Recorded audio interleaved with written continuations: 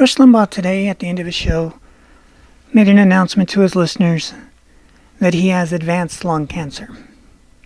Rush Limbaugh's been on the air since the 1980s. There are people called Rush babies that have grown up listening to him. There are ditto heads who enjoy listening to him. And the term ditto head comes from the term people would call and they say, "Oh, I love you, Rush, blah, blah, blah, blah." It would take forever. And then one guy someday called and said, "Ditto." And he's like, that works. And so it stuck. And so ditto heads was a thing for a very long time for his audience.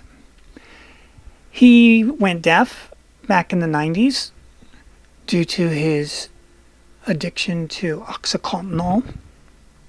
So he was ahead of the curve on the opium thing. And now he finds out he has advanced lung cancer. I'd like to say this at the beginning. In the 1990s, Americans had bumper stickers that said, "Hate is not a family value." And I've said on my other videos, no, it's definitely a Democrat value. You're going to see and hear lots of celebratory hate in this man's cancer. You're also going to see and hear, should you choose, because you have to go to your way to hear people mournful and sad, and I'd like to say hopeful that he'll get better. But advanced lung cancer is not really something you get better from. You just simply try and treat it as long as you can. Think Leonard Nimoy when he finally succumbed to it at the end. Rush has not chosen a successor. There's been people through the years that seem like they could be the successor, but none have. They all faded away into their own niche or smaller, and none did it. Because Rush has the innate ability, not as much as he used to because of going deaf, he said, that he used to be really, really funny and really insightful and educational. But when he lost the ability to hear and he had to go to the cochlear implant, he said that he couldn't hear music anymore. And because he couldn't hear music anymore, he wasn't able to do the parodies on his show anymore, the song parodies, which were a large chunk of his comedy. So over the years, we lost the comedy. And then he also had some attitude shifts about how effective comedy is. Well, I know one thing as far as comedy goes. It is what drew many people to his show in the beginning. It's like, oh my God, it's a conservative who's funny. We didn't know that was possible. So now we're getting close to, don't know what close means, but we're getting close to his finale. He's not a young man. I mean, he just had his birthday, turning 69. So, like the people running for president who are 78, etc., you have these things on your mind that nobody lives forever.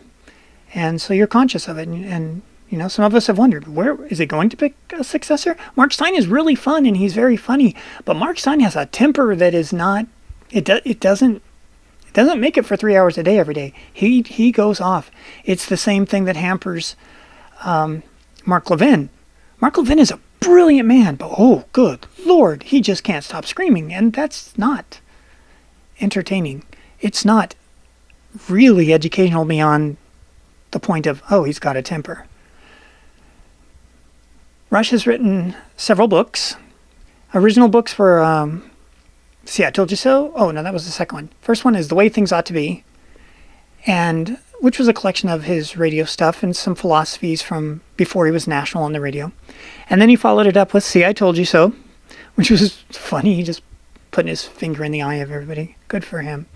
And then there was a huge gap because he's gone through many marriages. He was making designer ties for a while with one wife. He made with another wife designer tea, which was really expensive to get shipped, and eventually that went belly up just because it was ridiculously expensive to produce. And then he did the series with another wife on, or possibly the same one as the teas, of the Rush Revere time travel books, which are for younger children. And I think there's 4 or 5 of them. And so there, it was his opportunity to get American history out there in a kid-friendly way so that it stays topical like Walt Disney used to do. Well, when Rush does go, and for those of us that are not adopting, but living by the standard, hate is not a family value. No, it's a Democrat value, thank you. Because it was Democrats that wore that sticker. It really was. And it's the same Democrats that hate Trump and have done all the things they have to him. And now they're going to apply that towards Rush. Now, if I'm wrong, how awesome would that be? It's good to be wrong when you accuse people of being really evil and nasty and they turn out to be really nice. That's a good way to be wrong. Let's hope I'm wrong. But when he goes, it's going to shift politics majorly because this man has had a humongous impact on politics since he came to the forefront in the early 1990s. You can read his bio. It's like Limbaugh began his radio career in 1971. He was a little kid. He was like 13 or 14. And he stayed with it, and then he worked for a baseball team for a while, professional baseball team. He's had a very long and storied career. He's been unemployed severely 5 major times.